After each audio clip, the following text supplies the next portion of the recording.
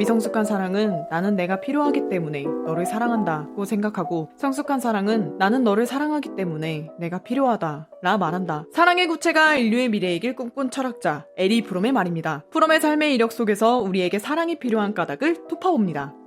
프롬은 1900년 3월 23일 프랑크푸르트에서 유태인 부부의 외아들로 태어납니다. 그의 아버지 나프탈리 프롬은 전통 유태인 집안에서 자랐고 위대한 랍비가 되길 원했으나 현실적 여건에 묶여 동네에서 작은 와인 가게를 운영하며 삽니다. 반면 어머니 로자 크레오제는 가난한 핀란드 가문 출신으로 경제적으로 안정된 가정을 꾸렸다고 자신했지만 아버지와의 사랑은 없었다고 고백합니다. 현실적으로 필요로 엮인 프롬의 아버지와 어머니는 서로를 끝까지 사랑하진 못했죠. 부족한 사랑에 대한 애착 탓에 프롬의 어머니는 외아들 에리 프롬 에게 병적으로 집착합니다. 프롬에게 머리를 기르게 하고 소녀 옷을 입히며 거친 남자가 아닌 맑고 순수한 여성으로 자라나길 바랐죠. 프롬은 어머니가 자신을 트로피처럼 여긴다고 생각했대요. 어머니 자신의 영광을 위해 죽어있는 화려함으로 프롬을 양육했던 것이죠. 프롬은 유년기 성장 배경이 자신을 철학자로 만드는데 결정적 계기가 되었다고 고백했는데, 이유인즉 이성과 현실의 거리를 붙이고 싶은 애절함 속에서 철학만이 해방의 씨앗이라고 믿었기 때문입니다. 14살, 프롬은 제1차 세계대전을 겪습니다. 내 인생에서 가장 결정적인 순간이었으며 끔찍하고 충격적인 간극을 인간의 삶에 새기는 것과 더불어 개인적 성숙 또한 가속화하는 사건이었다 라고 그는 고백합니다. 전쟁에 대한 이런 양가적 감정은 훗날 자신의 철학에도 반영됩니다. 위험함과 위대함의 근접성에 대한 성찰이라고 표현할 수도 있겠고, 니체의 말 따나 지식은 사나운 것이라고 표현할 수도 있겠네요. 1918년 프롬은 집과 가장 가까운 프랑크푸르트 대학 법학과에 입학하였으나 방황합니다. 법학은 프롬이 하고 싶은 공부가 아니었죠. 당시 부르주아 유태인들의 진로는 법학과 의학으로 대표되는 전문직을 얻는 것이었는데,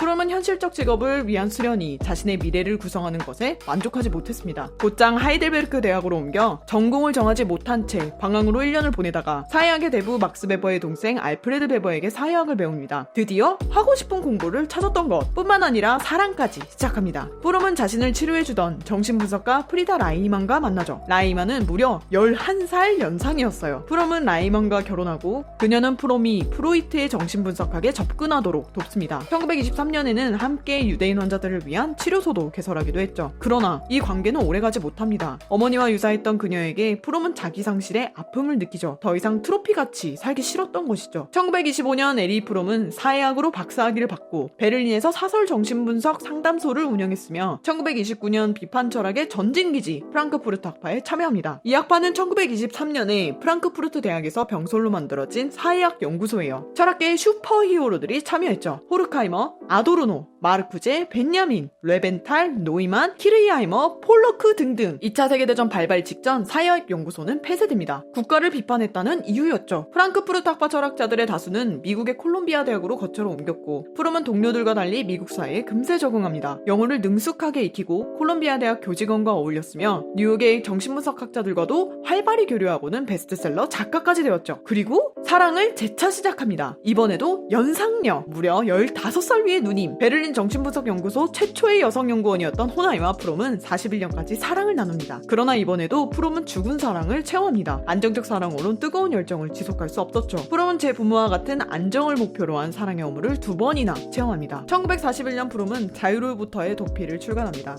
자유로부터의 도피 출간 이후 프롬은 미국에서 인정받는 학자가 되었을 뿐만 아니라 뉴욕에서 심리치료 업무를 했고 뉴스쿨 사회연구소에서 교수까지 역임합니다. 자신에게 재정적 도움을 주었던 프랑크푸르트 학파로부터 독립하게 된 것이죠. 그리고 또 한 번 새로운 사랑이 시작됩니다. 이번엔 동갑. 그녀의 이름은 헤니 구어란트. 사진기자였고 발터 벤야민과 나치를 피해 프랑스에서 도망치다가 스페인 국경에서 벤야민의 자살 사건을 목격했던 인물이기도 합니다. 프롬은 헤니 구어란트와 드디어 평생을 함께할 사랑을 느낍니다. 사랑과 함께 자기를 위한 인간과 자유를 위한 도피의 연작이었던 정신분석과 종교를 저술합니다. 그러나 헤니는 사고로 인해 극심한 통증에 시달렸고 요양이 필요했죠. 프롬은 미국에서 성공을 뒤로하고 오직 헤니의 건강을 위해 1950년 멕시코로 이주하죠. 그러나 1952년 6월 헤니는 결국 스스로 목숨을 끊습니다. 헤니만을 돌보기 위해 살아가던 에리 프롬은 헤니의 사망 뒤 실패와 무력감, 고독을 느끼다가 철학으로 복귀합니다. 역경을 딛고 부활! 아픔을 극복한 뒤 새로운 사랑도 만납니다. 남편을 3명이나 잃고 뉴욕에서 사업을 하던 애니스 프리만이었죠. 그녀는 프롬을 따라 멕시코로 이주합니다. 프롬은 죽는 날까지 애니스와 함께하죠. 상실의 애도를 공명했던 그들은 마지막까지 서로와 엮여 삽니다.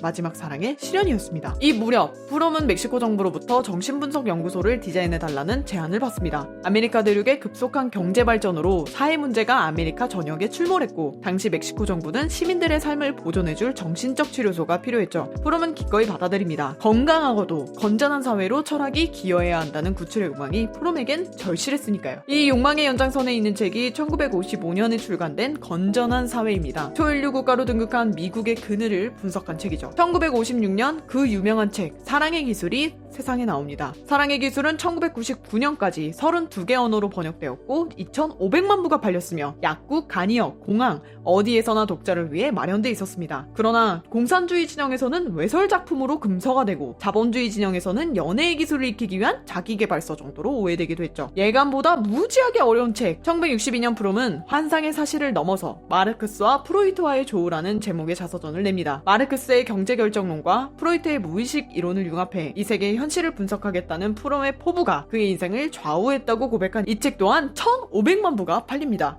썼다 하면 베스트셀러가 되는 블록버스터 사상가, 철학계의 아이돌! 1959년에서 1965년 동안 프롬은 5권의 책을 냈고 미국 사회당의 성명서를 작성했으며 기사를 집필하고 국제정신분석학계 연합을 만들면서 뉴욕에 있는 윌리엄 앨런슨 화이트 연구소에서 강의했고 미시간 주립대에서 학부과정을 담당했으며 개인상담소까지 유지했고 전미건전 핵정책위원회의 적극적 참여와 민주사회주의자들의 연합을 만들려는 시도까지 멈추지 않았습니다. 휴! 이거 인간 맞나요? 왕성한 활동 시기를 거친 후 프롬은 제 주변을 챙기는 일에 최선을 다합니다. 스위스의 고요한 도시 무랄토에서 남은 생을 정리하죠. 마지막으로 출간한 에리 프롬의 책은 사랑의 기술 다음으로 우리에게 친숙한 책 소유냐 존재냐입니다. 소유할 것이냐 존재할 것이냐 사랑할 것이냐 탐욕할 것이냐 경제자율주의 사회, 물질 만능 사회 속에서 갈등하는 우리에게 과감한 선택을 추궁하죠. 스위스로 가기 전부터 에리 프롬은 몸이 좋지 않았습니다. 이미 3차례나 심장마비의 순간이 왔으며 상당한 양의 약을 먹어야 했고 부작용으로 녹내장이 심화됐습니다. 몸이 추락하는 상황에서도 철학을 현실에 적용하려는 의욕은 식지 않았으나 그 욕망의 무리한 실천 덕에 심장마비가 오고 이로 인한 뇌손상으로 1978년부터 프롬의 활동은 중단됩니다. 2년 뒤 80번째 생일을 5일 남겨두고 프롬은 사망합니다. 그와 27년간의 결혼 생활을 유지했던 마지막 아내 애니스도 곧이어 죽게 되죠. 사랑의 구체적 진술을 예민하게 다루고 현실 세계에 발빠르게 적용 가능한 철학만을 추구했던 온화하면서도 따뜻한 성품의 이웃집 아저씨 같은 남자. 프롬의 생애는 이 말로 정리될 수 있습니다. 사랑은 인간 존재의 문제에 있어 가장 만족스러운 답입니다. 우리의 생애도 사랑이란 가장 만족스러운 답을 쪼아보고 무력과 혐오에 저항하는 오늘이 되길 바라며